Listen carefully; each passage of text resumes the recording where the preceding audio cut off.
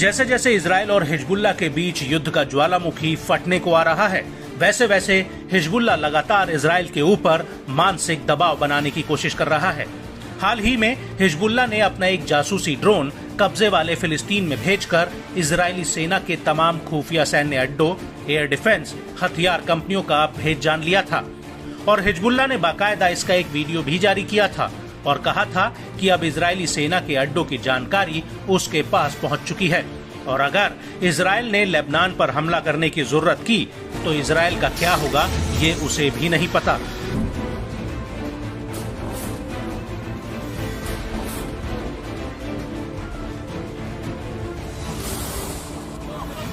लेकिन अब इस सब के बीच हिजबुल्लाह ने एक बार फिर से इजराइल के साथ एक बहुत बड़ा कांड कर दिया है।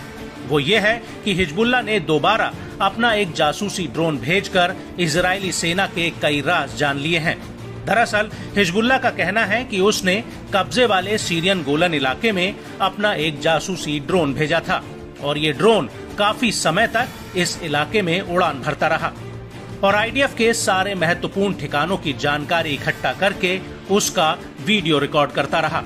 और तो और आईडीएफ को इसकी भनक तक नहीं लगी और ये ड्रोन सीरियन गोलन में आईडीएफ के सारे भेद जानकर वापस लेबनान लौट आया।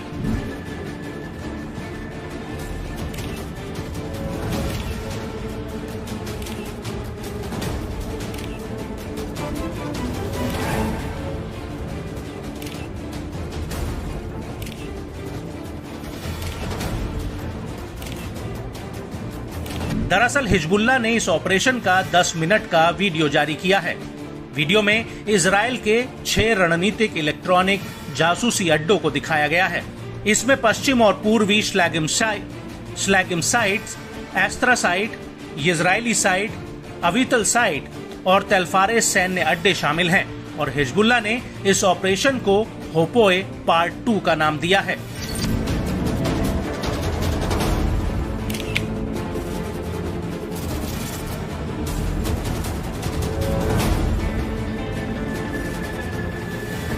हिजबुल्लाह के मुताबिक आईडीएफ के इन सैन्य अड्डों से जासूसी, गाइडेंस, लंबी दूरी की मॉनिटरिंग और इलेक्ट्रॉनिक अटैक जैसे जैमिंग और डिसेप्शन किए जाते थे। इसके अलावा इन सैन्य अड्डों पर प्रमुख संचार नोड्स और डेटा एक्सचेंज और 9,900 यूनिट और 8,200 यूनिट की फोर्स भी है। हिजबुल्लाह का कहना है कि उसने आईडीएफ के इंटेलिजेंस और शुरुआती चेतावनी देने वाले सैन्य अड्डों को वीडियो में कैद किया है और इसे the I of state of Israel का नाम दिया गया है। हिजबुल्लाह ने अपने इस वीडियो में कई परतों से इन सैन्य अड्डों की खुफिया जानकारी हासिल की है।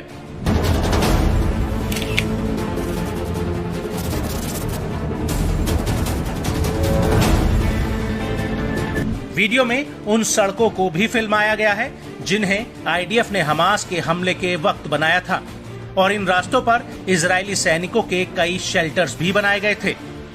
इसके अलावा इस वीडियो के आखिर में ये भी आ रहा है कि आगे अभी बाकी है, जिसका मतलब ये हुआ कि साफेद और तबारिया की जासूसी का वीडियो अगले एपिसोड में आना बाकी है।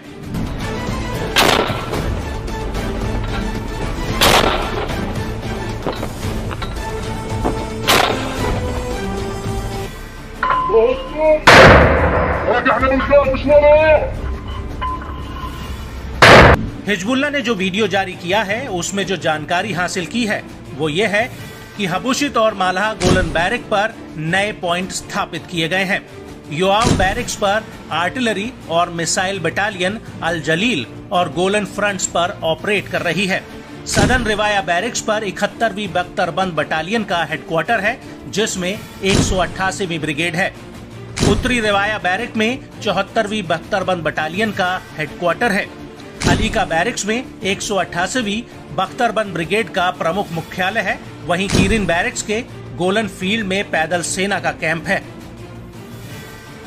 वहीं दूसरी तरफ हिजबुल्लाह के इस वीडियो से इजराइल में बवाल मच गया है। इजरायली मीडिया आईडीएफ से जवाब मांग रही है।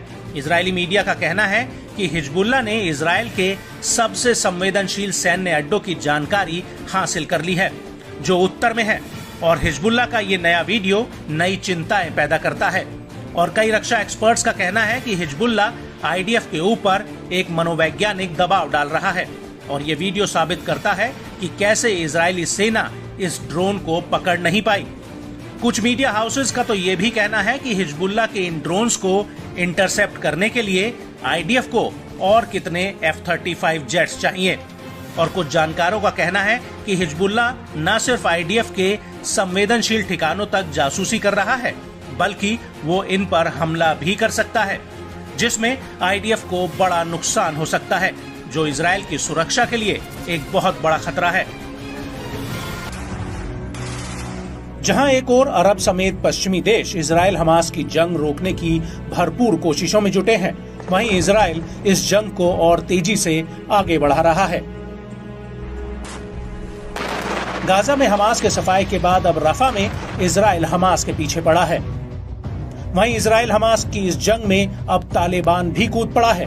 तालिबान ने इजरायल के खिलाफ जंग में हिजबुल्लाह का साथ देने के लिए 1000 से अधिक लड़ाके लेबनान भेजे हैं।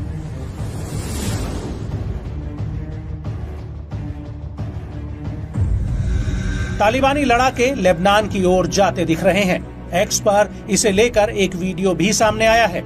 अफगानिस्तान से पहली खेप में 1000 से ज्यादा तालिबानी लड़ाके लेबनान भेजे गए हैं, जो युद्ध में हिजबुल्लाह का साथ देंगे।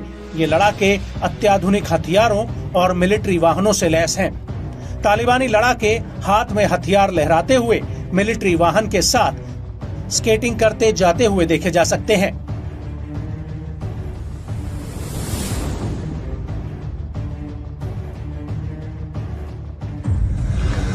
इजरायल हमास युद्ध में तालिबान की सीधी एंट्री ने मध्य पूर्व एशिया में जंग का दायरा और बढ़ाने का खतरा बढ़ा दिया है। तालिबान का कहना है कि उसके पास अरबों रुपयों के अमेरिकी हथियार हैं, जिसे जो बाइडेन अफगानिस्तान में छोड़ गए हैं।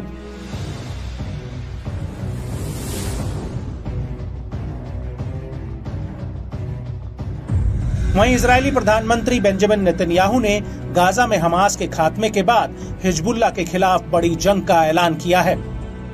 नेतन्याहू ने कहा था कि गाजा में हमास के खिलाफ जंग लगभग खात्मे की ओर है। उन्होंने कहा कि हमास के खिलाफ गाजा में जंग अभी भी जारी रहेगी, मगर बड़ी संख्या में हमास के लड़ाकों के मारे जाने के बाद अब अधिक इजरायली सैनिकों की गाजा में जरूरत नहीं रह गई है।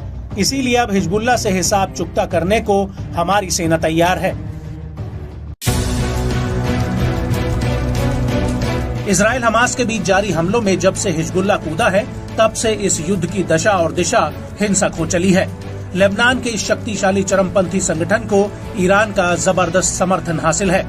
यही वजह है कि इस समूह की ताकत का लोहा हर कोई मानता है। बीते साल 7 अक्टूबर के बाद से ही ये समूह इजरायल पर लगभग रोजाना गोलाबारी कर रहा है। अपने एडवांस हथियारों के बूते इजरायल को चुनौती देने वाला हिजबुल्लाह अब इजरायल के लिए सिरदर्द बन चुका है। हिजबुल्लाह के बढ़ते हमलों के बीच इजरायल ने लेबनान पर भी हमले की तैयारियां तेज कर दी हैं। पीएम नेतन्याहू के बाद सैन्य अधिकारियों की ओर से आ रहे बयानों से ऐसा संकेत मिलने लगा है कि इजरायल हमास के साथ साथ हिजबुल्लाह से भी सीधा भिड़ने वाला है। वहीं हिजबुल्लाह ने भी करारा पलटवार करने और इजरायल को सबक सिखाने की धमकी दे डाली है। इन सब के चलते अमेरिका और पश्चिमी देशों समेत अरब देशों ने भी हिजबुल्लाह की उग्र कार्रवाई के चलते आतंकवादी संगठन घोषित किया हुआ था। हालांकि अब अरब देशों ने अपने पुराने फैसले में बदलाव करते हुए बड़ा फैसला लिया है। अरब लीग के सहायक महासचिव होसाम जकी ने खुलासा किया है कि अरब लीग ने अब हिजबुल्लाह को आतंकवादी संगठन की लिस्ट से हटा दिया है।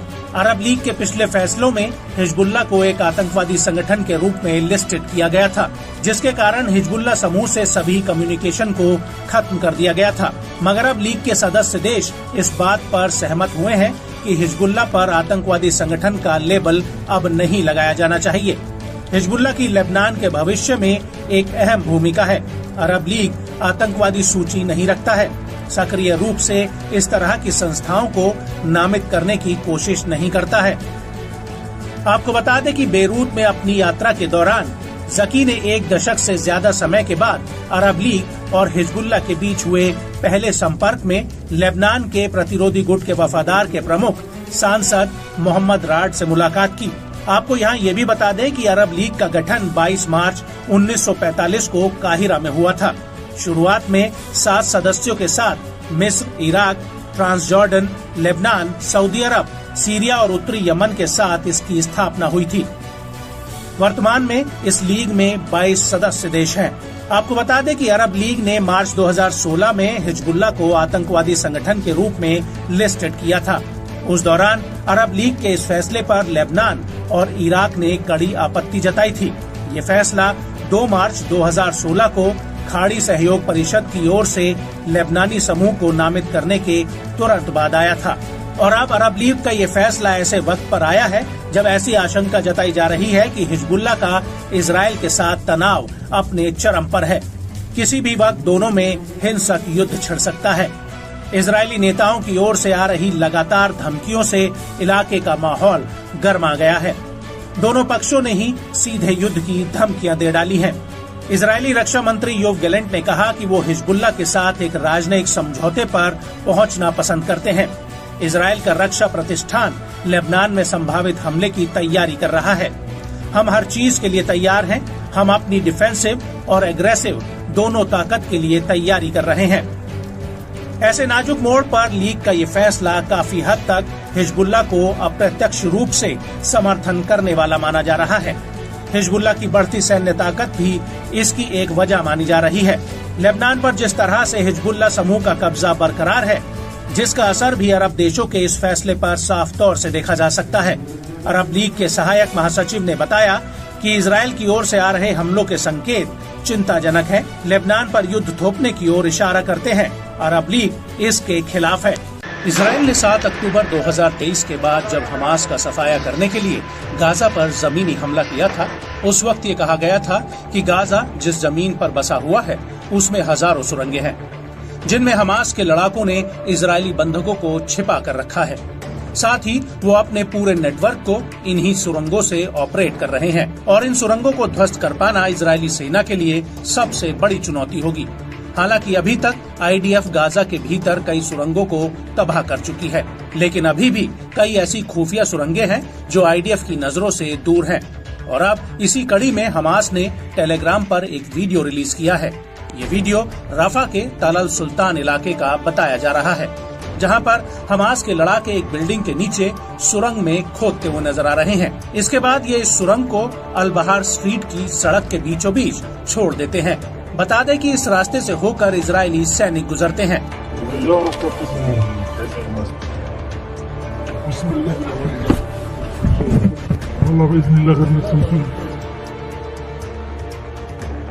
और इस वीडियो में कुछ ही सेकंड के बाद इस सुरंग में जोरदार धमाका होता है। दरअसल धमाका होने से पहले आईडीएफ का एक टैंक इस सड़क पर आता है और उसके तुरंत बाद सुरंग में ब्लास्ट हो जाता है, जिसकी चपेट में ये टैंक आ जाता है। दरअसल अल कासिम ब्रिगेड के लड़ाके इस सुरंग में भारी मात्रा में विस्फोटक लगा देते हैं और जैसे ही आईडीएफ का मरकावा टैंक यहाँ से गुजरता है, सुरंग में रखा बारूद फट जाता है। अल कासिम का कहना है कि इस धमाके में टैंक का चालक दल मारा गया है। आपको बता दें कि हमास ने न सिर्फ राफा में आईडीएफ को तगड़ा झटका दिया है, बल्कि जेनिन में भी 27 जून 2024 की रात को हुए एक धमाके में आईडीएफ के एक 19 साल के स्नाइपर कमांडर सार्जेंट इयाल चाइनीज की मौत हो गई है और इस धमाके में 16 सैनिक घायल हुए हैं। इजरायली सेना के रेडियो का कहना है कि पहला विस्फोटक नामे टाइप आर्मर्ड व्हीकल में फटा।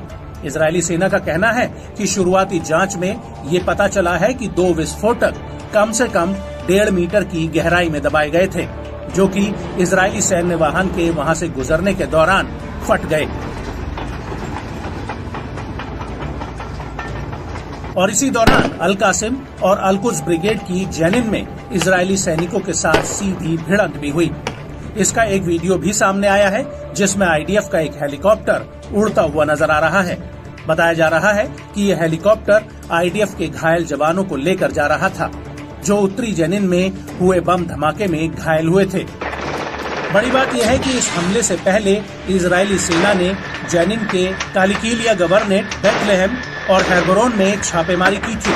इसके अलावा रामल्ला के केंद्रीय इलाके में भी आईडीएफ ने कई रेड मारी थी और इस कार्रवाई से पहले 26 जून को आईडीएफ ने दक्षिणी हेब्रोन में 7 बिल्डिंग्स को ध्वस्त कर दिया था। इस दौरान अल इस्वैया में आईडीएफ ने आंसू गैस के गोले छोड़े थे और बमबारी की थी।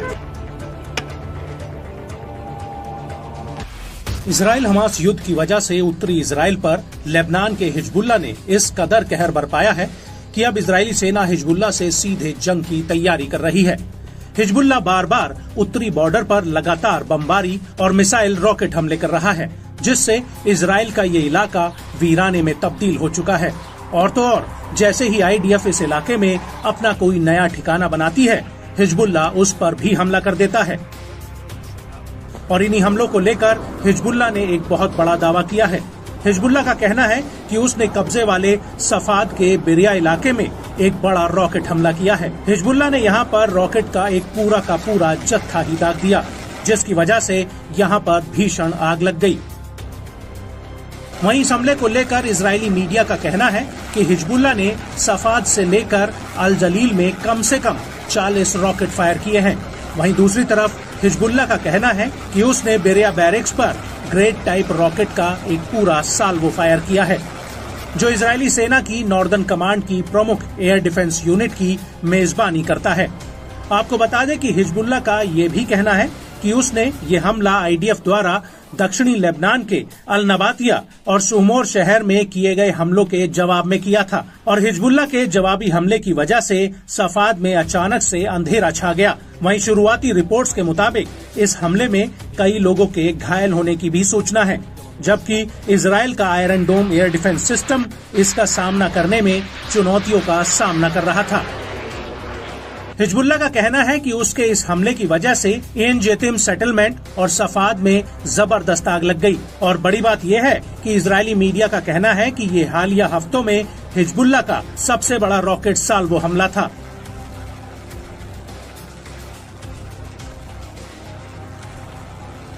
और इस हमले के इतर भूमध्य सागर के अल नकोरा नेवल बेस पर भी हिजबुल्लाह ने कई आत्मघाती ड्रोन फायर किए हैं और इन ड्रोन हमलों की वजह से इजरायली सेना को यहाँ भी भारी नुकसान हुआ है। वहीं दूसरी तरफ इजरायली सेना ने भी लेबनान के आयतरोन, हौला, अल खयम और रामिया में भारी तबाही मचाई है। इजरायल के लड़ाकू जहाजों ने इन इलाकों में कई एयर स्ट्राइक की हैं। इसके अलावा आईडीएफ ने अल नकोरा, अल्मा अल शहाब, अल हबारिये, कफार किला और हात्ता में कई हमले किए हैं। गाजा में अब इजरायली फौज हांफने लगी है। इजरायली डिफेंस फोर्स यानी आईडीएफ ने हमास को मिटाने का जो सपना देखा था, अब शायद सपना ही रह जाए, क्योंकि जिस तरह से गाजा के अलग अलग हिस्सों में आईडीएफ हमास के हमलों का सामना कर रही है, उसे देखकर ऐसा लगता है कि गाजा के भीतर अब बाजी पलट चुकी है। और इसका एहसास खुद इजरायली सेना के आला अफसरों को भी है। और यही वजह है कि अब पर्दे के पीछे आईडीएफ के जनरल गाजा में युद्ध विराम चाहते हैं, जिससे लेबनान बॉर्डर पर शांति बहाल हो। लेकिन नेतन्याहू की जिद की वजह से आईडीएफ पर इन दोनों फ्रंट पर भारी दबाव पड़ रहा है।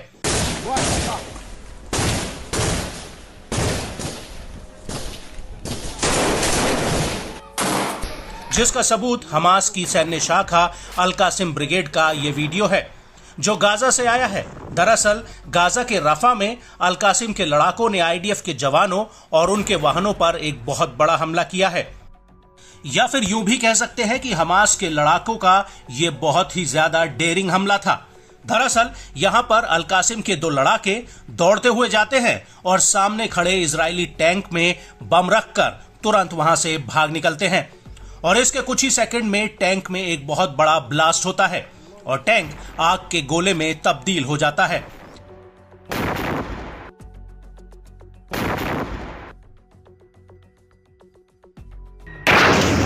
इसी वीडियो में साफ दिख रहा है कि इस धमाके के बाद भी हमास के लड़ाके रुकते नहीं हैं, बल्कि वो फिर से इस टैंक की तरफ एक रॉकेट फायर करते हैं।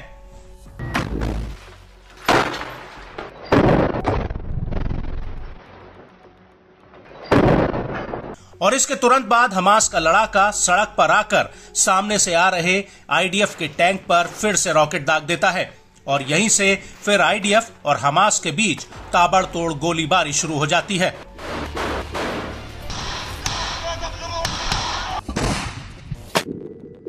वीडियो में आगे दिख रहा है कि अल-कासिम का एक लड़ाका लॉन्चर में रॉकेट भरकर उन्हें दनादन फायर कर रहा है।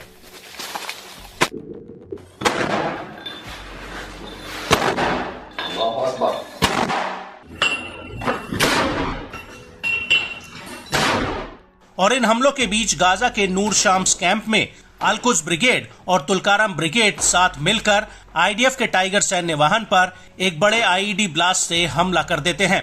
अल-कुद्स ने इसका एक वीडियो भी जारी किया है जिसमें साफ दिख रहा है कि कैसे आईडीएफ का ये वाहन आगे की तरफ बढ़ रहा होता है। तभी अल-कुद्स के लड़ाके उस वाहन पर रॉकेट से हमला कर देते हैं जिसमें बड़ा धमाका होता है और धमाके की कुछ देर बाद आईडीएफ जवान वहां से भागते हुए नजर आते हैं।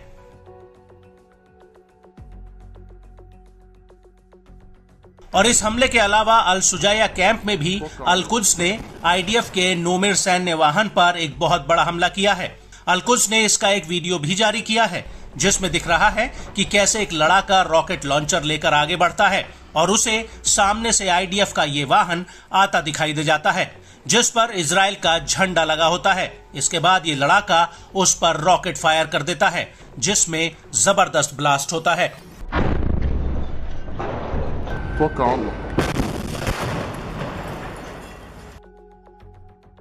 और इसी हमले के दौरान अल-कासिम ब्रिगेड की भी इजरायली सैनिकों से तगड़ी भिड़ंत होती है। अल-कासिम ने इसका एक वीडियो भी रिलीज किया है जिसमें देखा जा सकता है कि एक लड़ाका फोन पर कुछ बात करता हुआ दिख रहा है। इसके बाद एक कैमरे से इसी इलाके में आईडीएफ के कुछ सैनिकों पर पहले घात लगाई जाती है और फिर उसके बाद उन पर स्नाइपर राइफलों और रॉकेट लॉन्चर से दनादन हमले कर दिए जाते हैं। वीडियो में दिख रहा है कि सामने एक बिल्डिंग में आईडीएफ का एक जवान झांक रहा होता है जिसके ऊपर अल-कासिम के लड़ाके हमला कर देते हैं।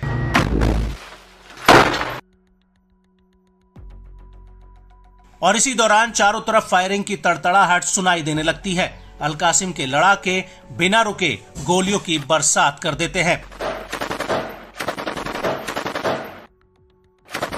और इसी दौरान अल-कुद्स के लड़ाके रफा के भीतर इजरायली सैनिकों और उनके सैन्य वाहन पर फिर से एक बड़ा हमला करते हैं। यहाँ पर अल-कुद्स के लड़ाके आईडीएफ के ऊपर गोला बारूद से हमला करते हैं।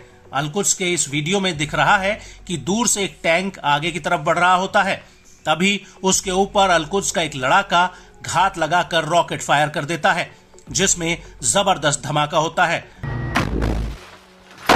और इसके तुरंत बाद यहां से आईडीएफ के जवान भागने लगते हैं जिनके ऊपर भी अल-कुद्स के लड़ाके फायरिंग शुरू कर देते हैं।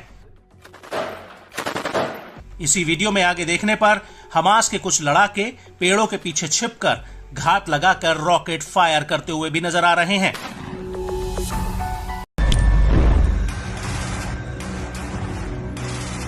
जहां एक और अरब समेत पश्चिमी देश इजराइल हमास की जंग रोकने की भरपूर कोशिशों में जुटे हैं, वहीं इजराइल इस जंग को और तेजी से आगे बढ़ा रहा है। गाजा में हमास के सफाई के बाद अब रफा में इजराइल हमास के पीछे पड़ा है।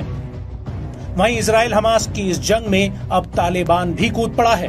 तालिबान ने इजराइल के खिलाफ जंग में हिजबुल्लाह का साथ देने के लिए 1000 से अधिक लड़ाके लेबनान भेजे हैं।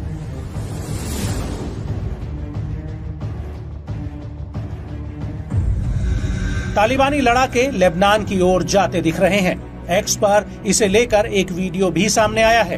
अफगानिस्तान से पहली खेप में 1000 से ज्यादा तालिबानी लड़ाके लेबनान भेजे गए हैं जो युद्ध में हिजबुल्लाह का साथ देंगे। ये लड़ाके अत्याधुनिक हथियारों और मिलिट्री वाहनों से लैस हैं।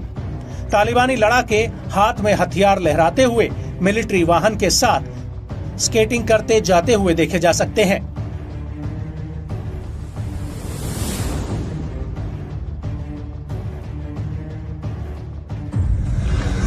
इजराइल हमास युद्ध में तालिबान की सीधी एंट्री ने मध्य पूर्व एशिया में जंग का दायरा और बढ़ाने का खतरा बढ़ा दिया है। तालिबान का कहना है कि उसके पास अरबों रुपयों के अमेरिकी हथियार हैं जिसे जो बाइडेन अफगानिस्तान में छोड़ गए हैं।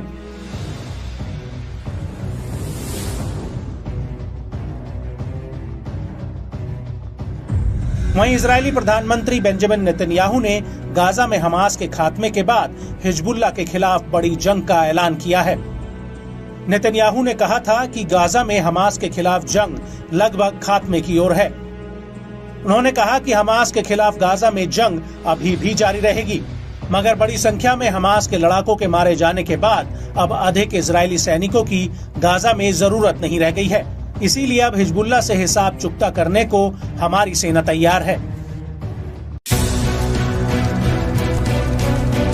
इजराइल हमास के बीच जारी हमलों में जब से हिजबुल्लाह कूदा है, तब से इस युद्ध की दशा और दिशा हिंसक हो चली है।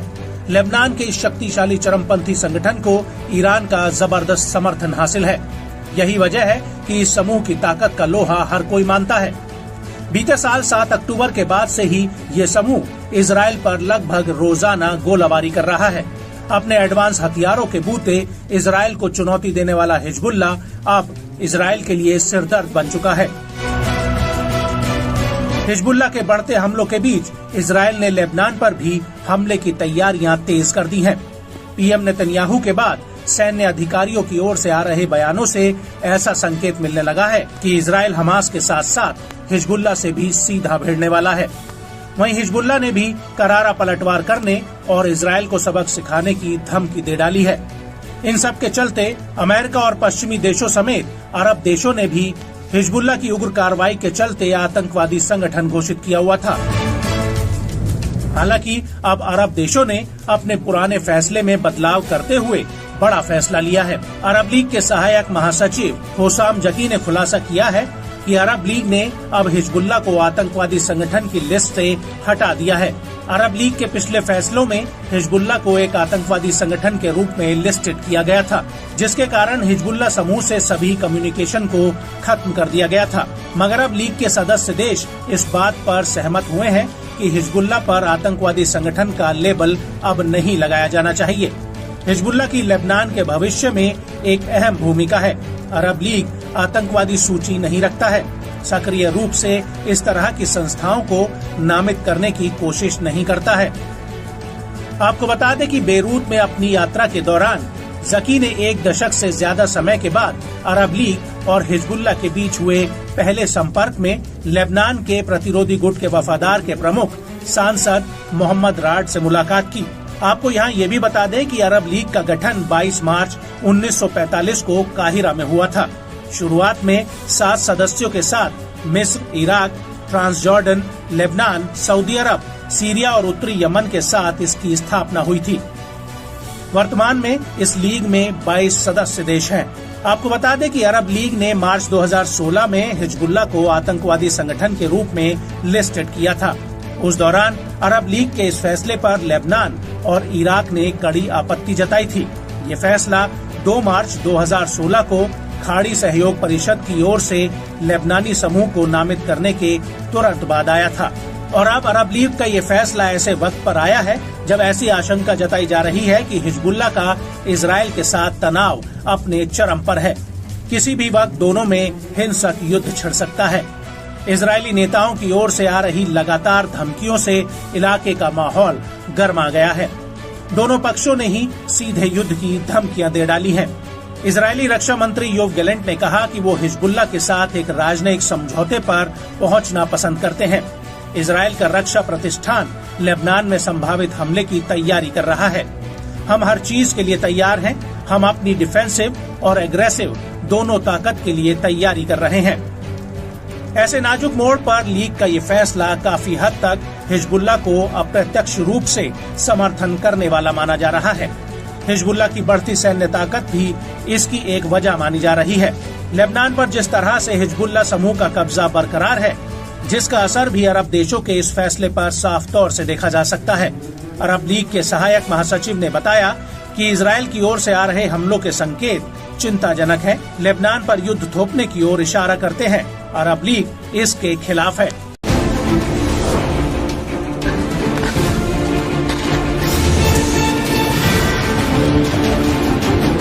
जैसे जैसे इजराइल और हिजबुल्लाह के बीच युद्ध का ज्वालामुखी फटने को आ रहा है, वैसे वैसे हिजबुल्लाह लगातार इजराइल के ऊपर मानसिक दबाव बनाने की कोशिश कर रहा है।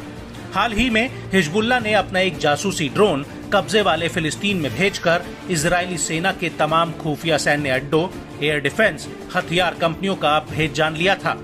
और हिजबुल्लाह ने बाकायदा इसका एक वीडियो भी जारी किया था और कहा था कि अब इजरायली सेना के अड्डों की जानकारी उसके पास पहुंच चुकी है और अगर इजराइल ने लेबनान पर हमला करने की जरूरत की तो इजराइल का क्या होगा ये उसे भी नहीं पता।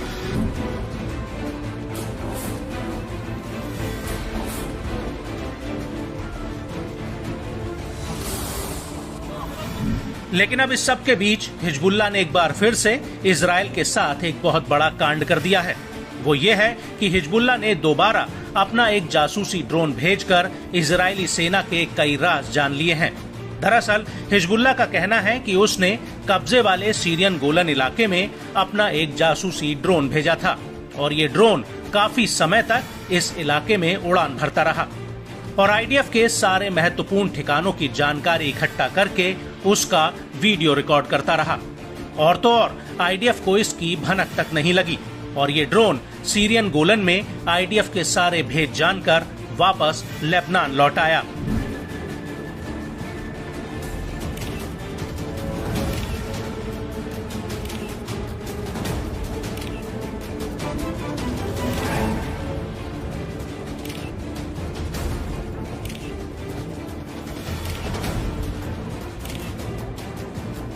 दरअसल हिजबुल्लाह ने इस ऑपरेशन का 10 मिनट का वीडियो जारी किया है। वीडियो में इजराइल के 6 रणनीतिक इलेक्ट्रॉनिक जासूसी अड्डों को दिखाया गया है। इसमें पश्चिम और पूर्वी श्लैगिम साइट, एस्त्रा साइट, इजरायली साइट, अवितल साइट और तेलफारेस सैन्य अड्डे शामिल हैं और हिजबुल्लाह ने इस ऑपरेशन को होपोए पार्ट 2 का नाम दिया है।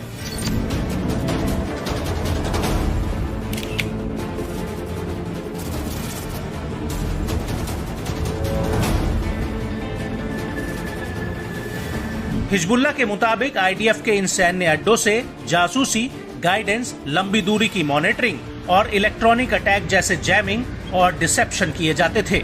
इसके अलावा इन सैन्य अड्डों पर प्रमुख संचार नोड्स और डेटा एक्सचेंज और 9,900 यूनिट और 8,200 यूनिट की फोर्स भी है। हिजबुल्लाह का कहना है कि उसने आईडीएफ के इंटेलिजेंस और शुरुआती चेतावनी देने वाले सैन्य अड्डों को वीडियो में कैद किया है और इसे the I of state of Israel का नाम दिया गया है। हिजबुल्लाह ने अपने इस वीडियो में कई परतों से इन सैन्य अड्डों की खुफिया जानकारी हासिल की है।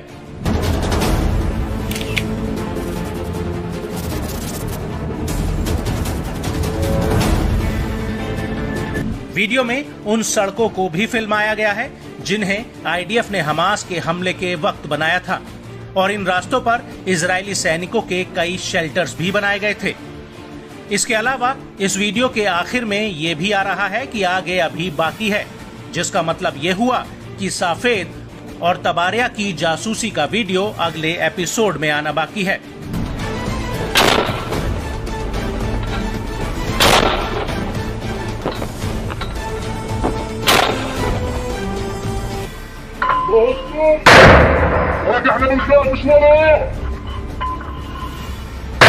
हिजबुल्लाह ने जो वीडियो जारी किया है उसमें जो जानकारी हासिल की है वो ये है कि हबुशित और मालहा गोलन बैरिक पर नए पॉइंट स्थापित किए गए हैं। योआव बैरिक्स पर आर्टिलरी और मिसाइल बटालियन अल जलील और गोलन फ्रंट्स पर ऑपरेट कर रही है। सदर्न रिवाया बैरिक्स पर 71वीं बख्तरबंद बटालियन का हेडक्वार्टर है जिसमें 188वीं ब्रिगेड है। उत्तरी रिवाया बैरिक में 74वीं बख्तरबंद बटालियन का हेडक्वार्टर है।